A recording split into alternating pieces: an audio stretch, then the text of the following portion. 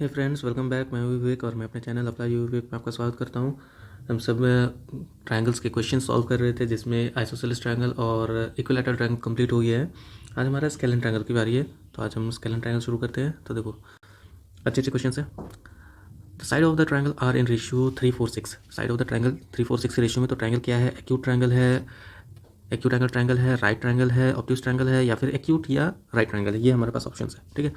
तो हमारे पास क्योंकि साइड दिया हुआ है तो हमें साइड से गेस करना है।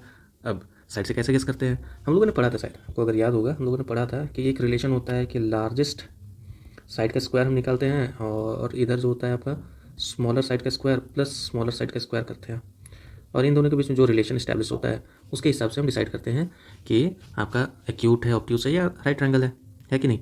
जैसे अगर यहाँ पर लार्जेस्ट साइड की बात करें तो यहाँ पर 6 है ना। तो अगर आप 6 का स्क्वायर करोगे कितना आ गया? 36।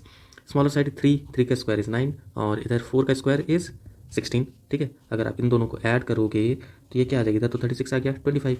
ये ग्रेटर है ना, 36 इज ग्रेटर, यानी कि यहाँ रिलेशन क्या आ रहा है? ये ग्रेटर है। तो ये कब पॉसिबल होता है? ये कब होता है? जब हम लोगों ने ये चीज़ बहुत अच्छे से डिस्कस किया था कि ये तब होता है जब आपका ट्रायंगल जो है, जब आपका ट्रायंगल कैसा होता है? ऑब्ट्यूज ट्रायंगल होता है ना। जब एक्यूट होता है, जब एक्यूट होता है तो जो आपका लार्जेस्ट साइड का जो स्क्वायर होता है that will be lesser than smaller side का स्क्वायर का सम, है ना। That will be lesser than smaller side का जो स्क्वायर होता है उसका सम का लेसर देन होता है। और जब आपका राइट ट्रायंगल होता है, राइट ट्रायंगल होता है, उसमें क्या रिलेशन बनता है? जो आपका लार्जेस्ट साइड होता है, लार्जेस्ट साइड का जो स्क्वायर होता है जिसे हम हाइपोटेन्यूज कहते हैं, that will be equal to smaller side का स्क्वायर का सम। स्मॉलर साइड का स्क्वायर प्लस स्मॉलर साइड का स्क्वायर का सम, है ना। तो ये रिलेशन होता है। तो क्योंकि यहाँ पर ये सेटिस्फाई हो जा रहा है तो ये किसका कंडीशन है? ये ऑब्ट्यूज का है। एक्यूट ट्रायंगल होगा नहीं क्योंकि यहाँ पर लेसर देन है नहीं, ये वाला पार्ट है नहीं। राइट एंगल होगा नहीं क्योंकि यहाँ पर इक्वल टू है नहीं, ऑब्ट्यूज तो हो गया। और इधर राइट इधर एक्यूट होगा ही नहीं क्योंकि जब ये दोनों होगा नहीं तो इधर वाला भी नहीं होने वाला है, ठीक है। समझ में आ गया? चलिए आगे बढ़ते हैं। नेक्स्ट क्वेश्चन है हमारा, O and C are respectively orthocentre and circumcentre of an acute angle triangle PQR, ठीक है। तो हमारे पास एक एक्यूट एंगल ट्रायंगल होगा। ये हमारे पास एक एक्यूट एंगल ट्रायंगल है। नेमिंग कर देते हैं, ABC नहीं, यहाँ पर नेमिंग होगा PQR, ठीक है। इसमें ऑर्थो सेंटर और सर्कम सेंटर दिया हुआ है। The points P and O are joined to produced P and O। Okay, चलो पहले सबसे पहले तो ऑर्थो सेंटर की बात करें। आपको ये पता होगा ऑर्थो सेंटर कब बनता है? जब आपको परपेंडिकुलर्स मिलते हैं, यानी कि किसी न किसी परपेंडिकुलर पे ही वो लाई करेगा, है ना। किसी न किसी परपेंडिकुलर पे ही वो लाई करेगा, यानी कि यहाँ पे मान लेते हैं ऑर्थो सेंटर है, ठीक है। ये 90 डिग्री होगा। सर्कम सेंटर अप्रॉक्सीमेटली मान लेते हैं यहाँ पे C, ओके।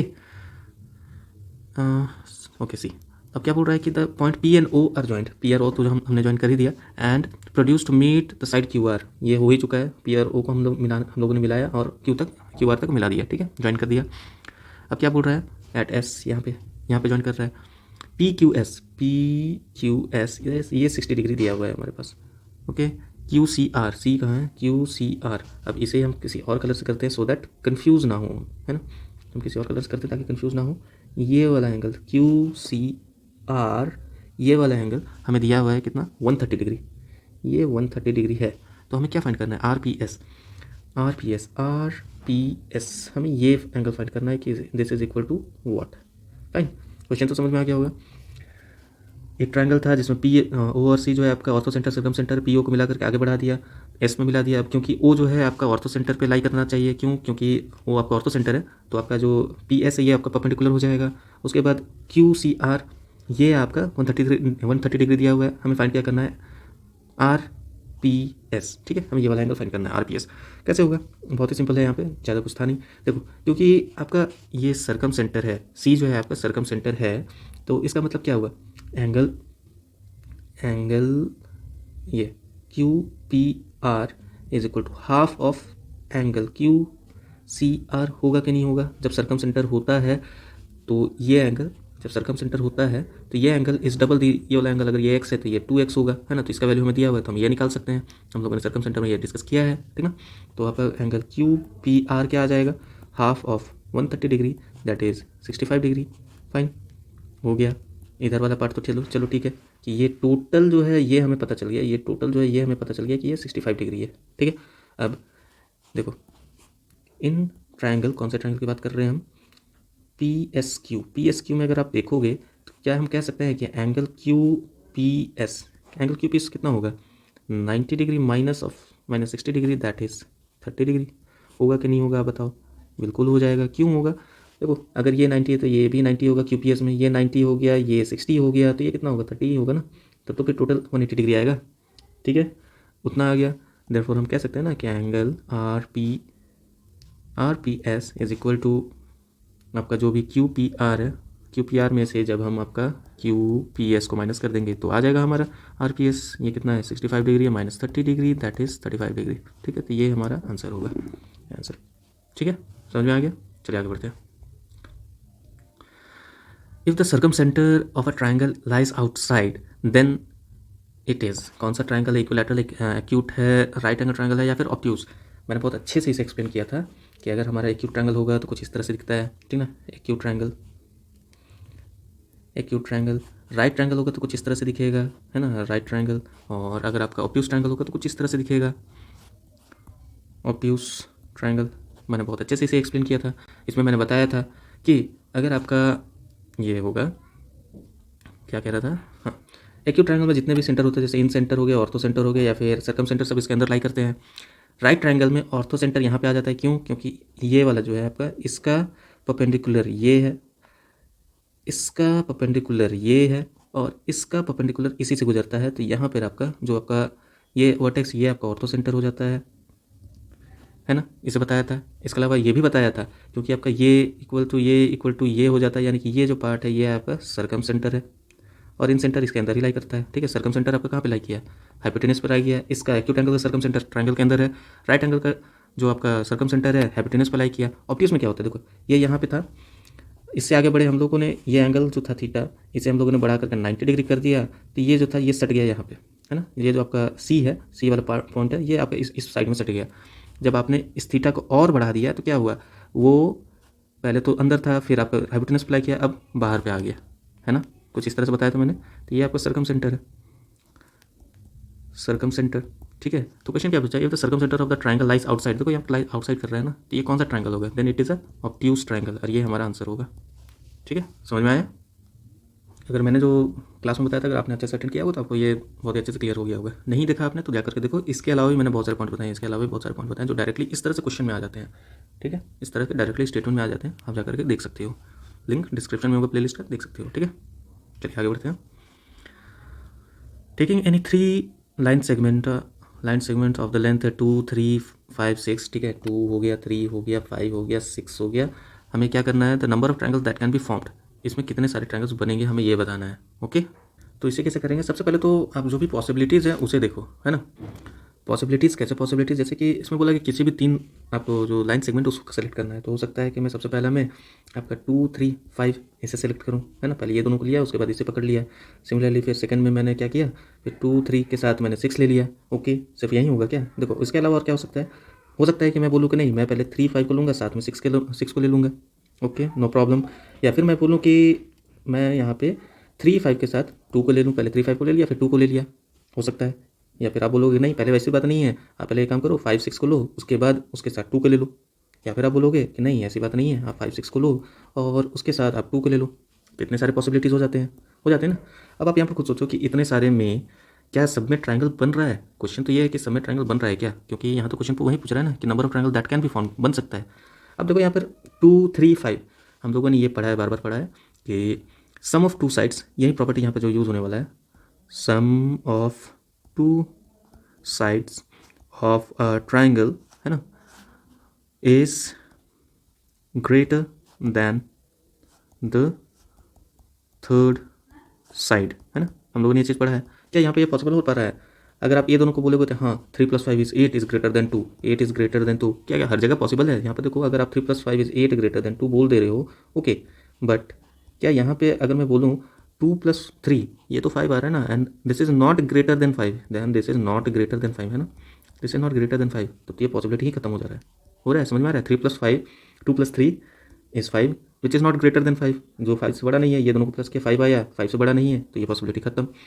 इसमें आ जाओ, 2 + 3 ग्रेटर देन 5 6 है क्या? नहीं है, खत्म। 3 + 5 ग्रेटर देन 6, ओके, सबसे पहला चीज़ ठीक है। 5 + 6 ग्रेटर देन 3, ओके।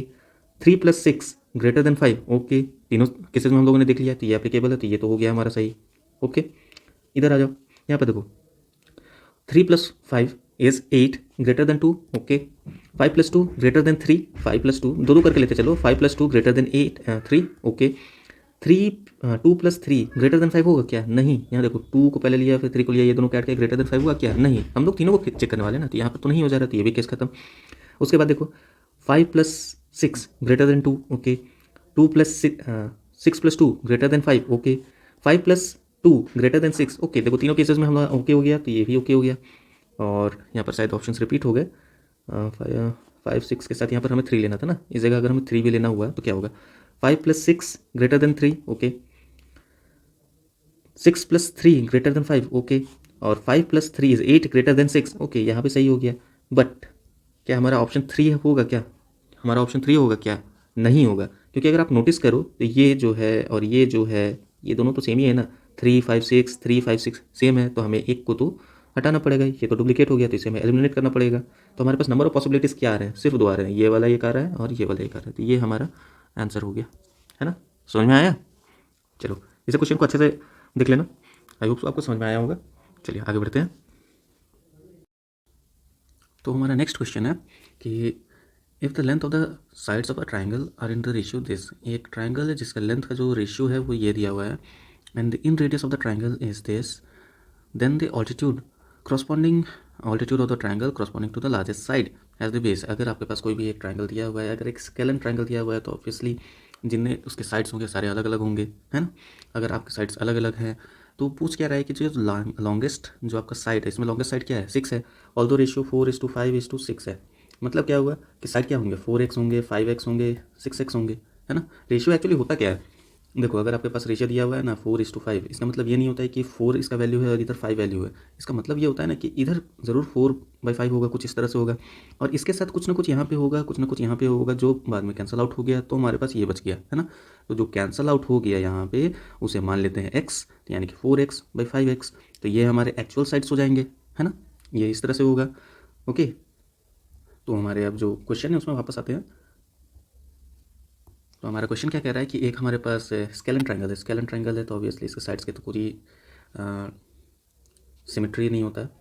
इसमें नाम दे देते ए बी सी, नहीं भी अगर हम ट्राइंगल बनाएंगे तो भी हम डायरेक्टली कर सकते हैं। इसमें क्या पूछ रहा है कि इन रेडियस दिया हुआ है, इन रेडियस आपको दिया हुआ है, कितना है?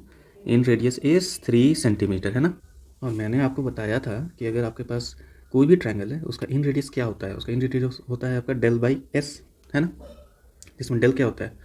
एरिया ऑफ ट्राइंगल होता है, और ये जो एस होता है ये होता है आपका सेमी पेरीमीटर, है ना। तो अगर हम इसी से सॉल्व करेंगे तो हमारा क्वेश्चन आ जाएगा, हमारा आंसर आ जाएगा। तो यहाँ पर आर हमारा दिया हुआ है 3, ओके।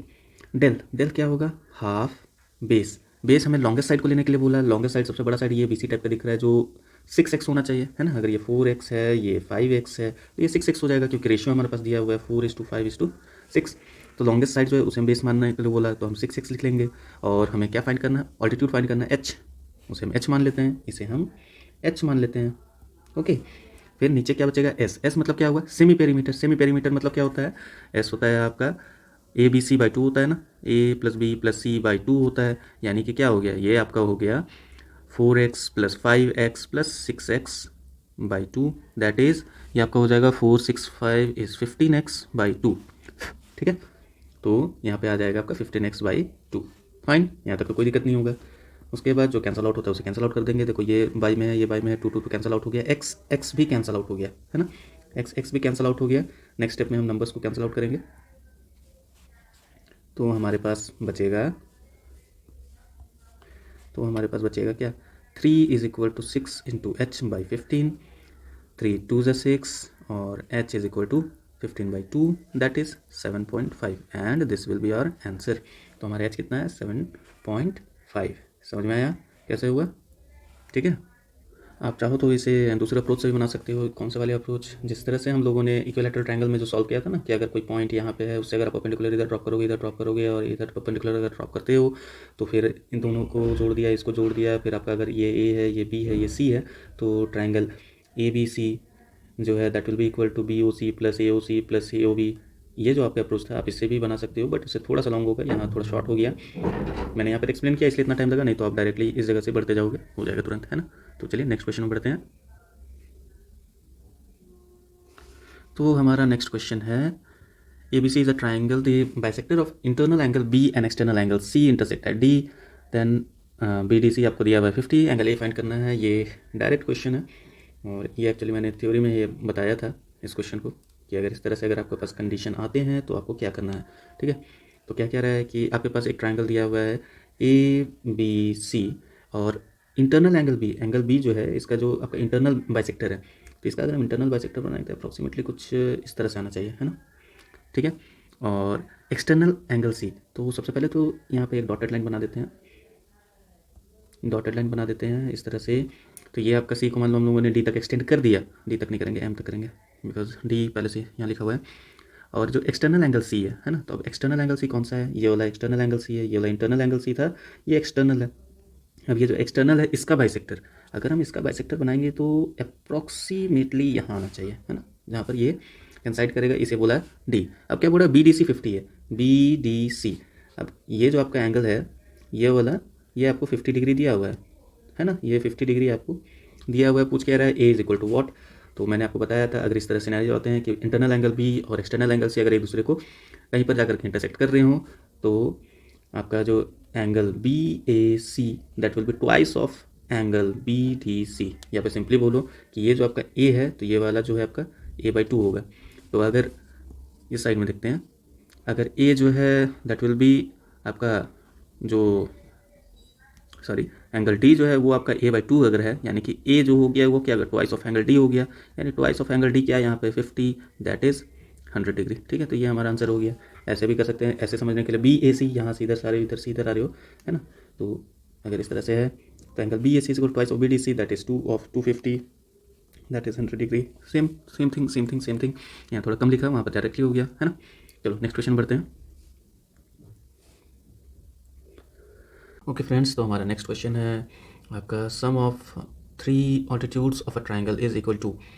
ठीक है, तो सबसे पहले तो देखो हमने एक बात डिस्कस की थी आपके इक्विलैटरल ट्राइंगल वाले क्वेश्चंस वाले सेक्शन में कि अगर हमारे पास एक लाइन दिया हुआ है, ठीक है, अगर हमारे पास एक लाइन दिया हुआ है तो एक पर्टिकुलर पॉइंट से समझ लो ये जो पॉइंट P है और ये लाइन L है ना, तो इस पर्टिकुलर पॉइंट से हम बहुत सारे लाइन इस जो आपके L है इसमें हम ज्वाइन कर सकते हैं, इनफाइनाइट नंबर ऑफ लाइन्स हम लोग ज्वाइन कर सकते हैं। बट इसमें जो है सबसे जो शॉर्टेस्ट डिस्टेंस होगा, सबसे शॉर्टेस्ट लाइन होगा जो इस पॉइंट से इस लाइन तक होगा, that will be the perpendicular distance. मैंने ये बात बताई थी आपको, है ना, that will be the perpendicular distance. बाकी तो देखो आप देख ही रहे होगे कि ये भी आपका बड़ा है, ये भी आपका बड़ा है ना, समझ में आ रहा है। तो हम इसी को अप्लाई करने वाले हैं अपने इस ट्राइंगल में। तो अगर हमारे पास एक ट्राइंगल दिया हुआ है, ठीक है, अगर हमारे पास एक ट्राइंगल दिया हुआ है ABC, फाइन, ABC, ठीक है, तो क्या हम यहाँ पर कह सकते हैं कि ये जो पॉइंट है आपका A से इस लाइन BC में सबसे शॉर्टेस्ट डिस्टेंस क्या आएगा, ये आएगा AD कह सकते हैं, है ना। तो यहाँ से हम कह सकते हैं क्या कि आपका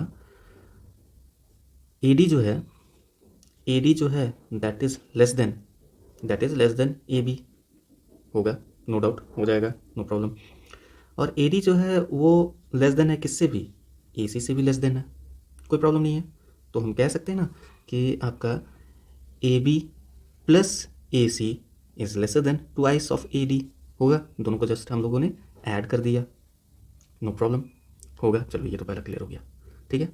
सिमिलरली क्या हम कह सकते हैं कि अगर ये जो था मैंने इसे कंसिडर किया, अगर मैंने नेक्स्ट टाइम इसे कंसिडर किया, ये जो AC है ना, और BE को अगर परपेंडिकुलर इस पर ड्रॉप किया तो कह सकते हैं ना यहाँ पे कि आपका twice of BE is lesser than, ठीक है, किससे lesser than, AB plus BC होगा। सिमिलरली अगर आप यहाँ से परपेंडिकुलर ड्रॉप करते हो C से तो आप कह सकते हो twice of CF is less than, किससे लेस देन होगा, AC and BC। Okay, no problem, समझ में आ गया कैसे आया, सब चीज़ समझ में आ गया, ठीक ना। जस्ट एक पॉइंट से आप जो ड्रॉप करोगे perpendicular that will B shortest, और दो पॉसिबिलिटीज़ हम ले रहे हैं, इस तरह से दो पॉसिबिलिटीज़ ले रहे हैं, इसलिए ट्वाइस हमें लेना पड़ा, है ना। तो जब हम ये जो आपके जो तीनों हैं इक्वेशंस, इन सब को अगर हम ऐड करते हैं तो क्या आएगा, तीनों को अगर हम ऐड करेंगे तो देखो AB 2 बार है ना, BC 2 बार है, AC 2 बार है, तो कह सकते हैं twice of AB plus BC plus CA is greater then twice of, देखो सब में दो है ना, क्या है, AD plus BE plus CF है। ये दोनों कट जाएंगे, दोनों तरफ के 2 कट जाएंगे, तो हमारा आंसर क्या आएगा? तो हमारा आंसर आएगा कि A B plus B C plus C A is greater than A D plus B E plus C F. समझ में आया? तो अगर हमें पूछा था sum of the altitudes of the triangle, तो sum of the altitudes of the triangle, sum of the altitudes of triangle क्या है? देखो यहाँ पर क्या है, लेस देन है ना, is less than the sums of the sides, less than the sum of the side. आप चाहो तो डबल पॉसिबिलिटीज नहीं भी लेते हो, आप सिंगल सिंगल भी लेते हो, तो आप यहीं पर पहुँच जाओगे, ट्वाइस यहाँ पर काटने की ज़रूरत नहीं पड़ेगी। समझ में आ गया? जैसे अगर चलो देख लेते हैं यहाँ पर भी, अगर आप यहाँ पर डायरेक्टली भी ऐसे भी बोल सकते हो ना कि A D is less than A D is less than A B, बस आप ये कंसिडर करना कि कोई भी साइड रिपीट ना हो जाए। B E is less than B C और आपका C F is less than A C. ठीक है, आपने इंडिविजुअली सबको लिया, सबको ऐड करोगे तो अल्टीमेटली यहीं पर पहुंच जाओगे। ठीक है, समझ में आ रहा है? चलो नेक्स्ट क्लास में बढ़ते हैं, नेक्स्ट क्लास नहीं, नेक्स्ट क्वेश्चन में बढ़ते हैं।